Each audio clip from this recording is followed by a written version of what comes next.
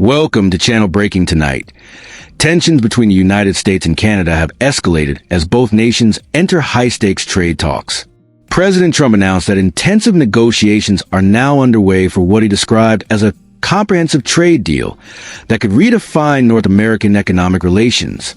Speaking from the White House, Trump voiced confidence that negotiators from both countries are working tirelessly to reach an agreement that has drawn global attention and support.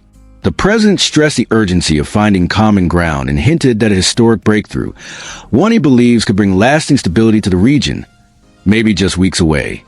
Meanwhile, Ontario Premier Doug Ford issued a sharp warning to Prime Minister Carney ahead of his pivotal meeting at the White House. Ford drew a vivid comparison, saying Canada has become like a schoolyard victim, constantly taking hits from U.S. tariffs without striking back.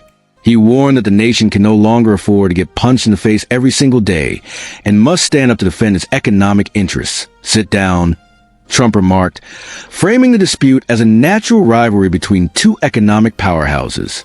At the core of the conflict, he said, is the competition for dominance in key sectors like automotive manufacturing and steel production.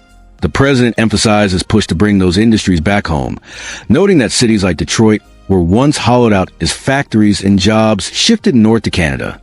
Despite rising tensions, Trump pointed to what he described as unprecedented economic momentum in the United States.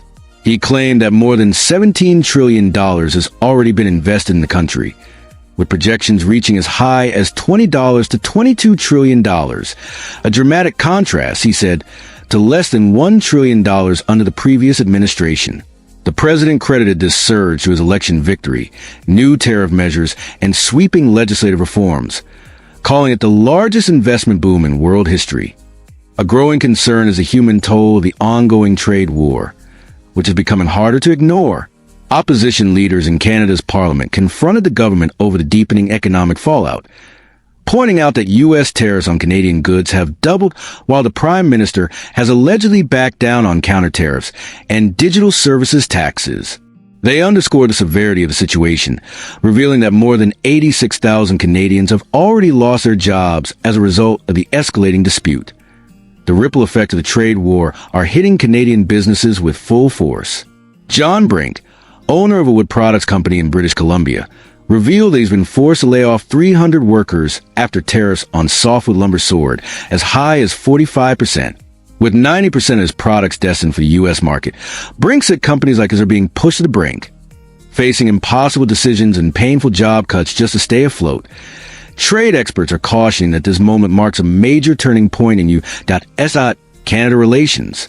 Joy Nod of KPMG explained that the current negotiations differ sharply from previous trade discussions, describing them as far more transactional, where one side must appear to win while the other loses. She warned that Canada may have to face a new reality. Gaining access to the U.S. market could now come at a significant cost, potentially signaling the end of the long-standing era of zero tariffs.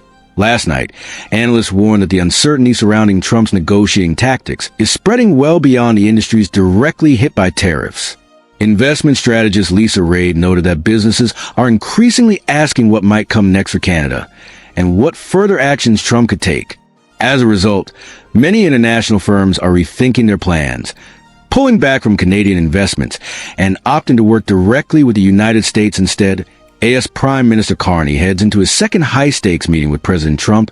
The pressure is intensifying. Political analysts point out that Carney built his reputation on being a skilled negotiator, and now he must prove it. Failure to secure meaningful concessions could deal a serious blow to his political future.